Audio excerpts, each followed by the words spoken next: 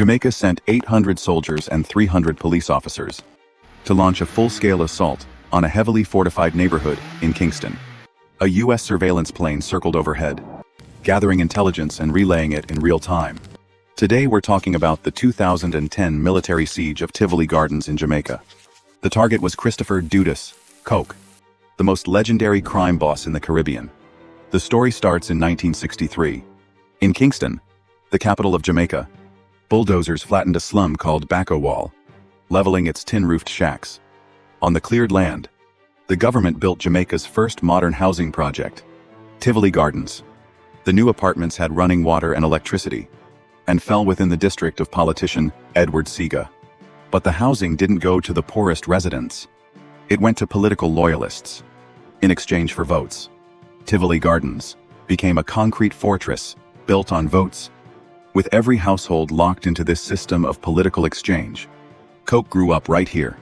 His father, Jim Brown, founded the Shower Posse and ran Tivoli Gardens in all but name.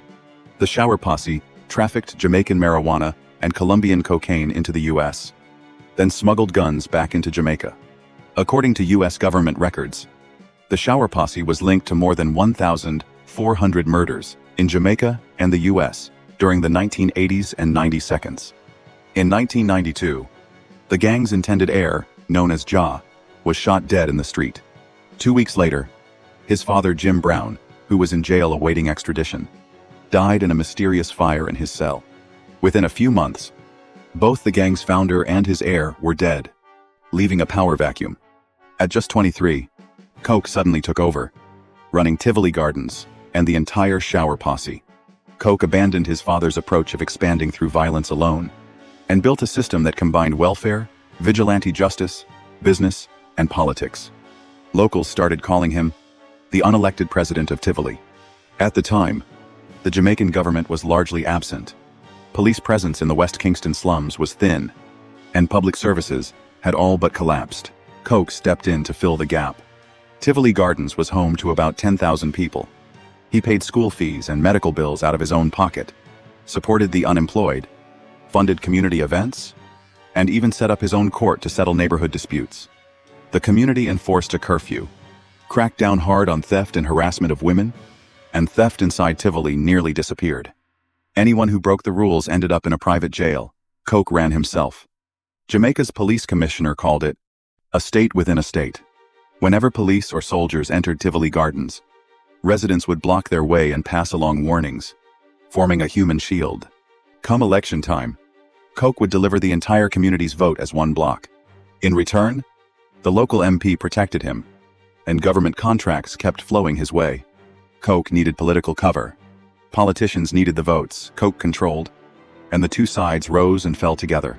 In 2007, Bruce Golding, a politician Coke had personally backed, was elected Prime Minister of Jamaica, giving Coke's criminal network protection at the national level. Abroad, Coke carried on the Shower Posse's legacy, building a smuggling network from Kingston to the U.S. East Coast, trafficking cocaine and marijuana, and running American guns back to armed factions across Jamaica. Thanks to his deep political connections, his companies won government contracts for road repairs and community redevelopment in West Kingston, using the cash flow from legitimate construction to launder drug money. So his legal and illegal businesses fed off each other. In 2009, after years of tracking by the DEA, a federal grand jury formally indicted Coke, charging him with conspiracy to traffic drugs, smuggle weapons, and orchestrate violent crime, and demanding his extradition to New York for trial. Then Prime Minister Golding held out against U.S. pressure, refusing extradition for 9 straight months. On the 11th of May 2010, a televised hearing exposed key evidence. The Prime Minister's own staff had secretly contacted Coke's people and quietly shielded him. Public outrage exploded, and the U.S. issued warning after warning about sanctions. On May 17, Golding went on national television, apologized to the country, his own voters, and the watching U.S. government, admitted he'd deliberately withheld key information, and announced that extradition would start immediately. On May 18, the arrest warrant was signed in Kingston. 9 months of U.S. pressure hadn't been enough to force the decision.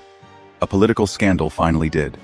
On May 20, Hundreds of women dressed in white marched through the streets of Kingston in support of Coke. At the same time, Tivoli Gardens dug in for war. Sandbags and junked cars piled up at every entrance. Shooting positions went up. Streets were blocked with rubble and barbed wire. Propane tanks were rigged into makeshift bombs. And every manhole cover was welded shut to stop anyone from getting in through the tunnels below. On May 23, shower posse gunmen attacked 4 police stations in a single day. One was looted and burned to the ground, and 2 officers were killed. Tivoli Gardens had officially broken with the Jamaican government. That evening, at 6 p.m., the government declared a state of emergency. Soldiers mobilized through the night, finalizing the plan of attack. At 4:47 a.m., on May 24, 800 soldiers and 300 police officers moved in on Tivoli Gardens. At first light, armored vehicles smashed through the outer barricades, and soldiers pushed forward through narrow concrete alleys, with ambushes hidden in the buildings on either side. Scattered gunfire quickly turned into a full firefight, and the military tracked its progress block by block on a map. Bullets tore through apartment walls. Residents dragged mattresses over their children, and whole families lay flat on the floor to dodge the gunfire. Bullets punched through tin roofs and windows. Plaster dust fell on children like snow, and explosions kept going off without pause. Above the smoke, a U.S. Navy P-3 surveillance plane circled slowly, streaming live footage of the battlefield back to base. Not a single American soldier set foot on Jamaican soil. Every casualty was Jamaican, but it was Washington that had called for the manhunt. As the gunfire died down, survivors emerged to count the dead. Officials counted at least 73 dead, most of them civilians. The worst of it happened in the hallways. Young victims were carried out wrapped in bed sheets, and many neighbors never made it out of their own corridors. On May 27, 4 days of fighting came to an end, and Tivoli Gardens had fallen. Soldiers searched the community building by building, kicking down door after door, only to find the rooms empty. The same message came back over the radio again and again. Target not found.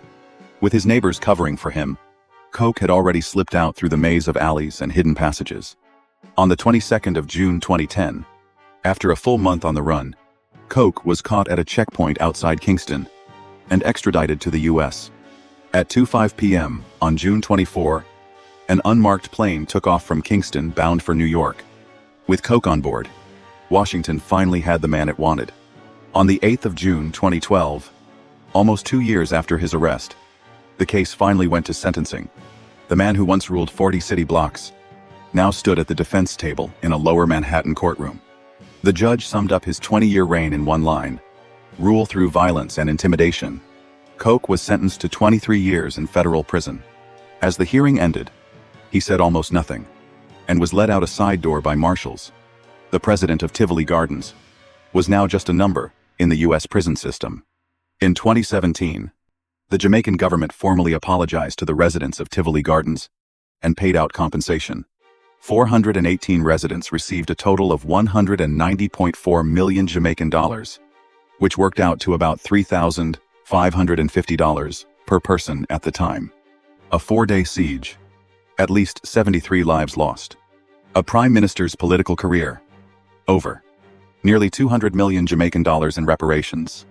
All to send one prisoner on an unmarked flight to face trial in America. That's it for this episode. See you in the next one.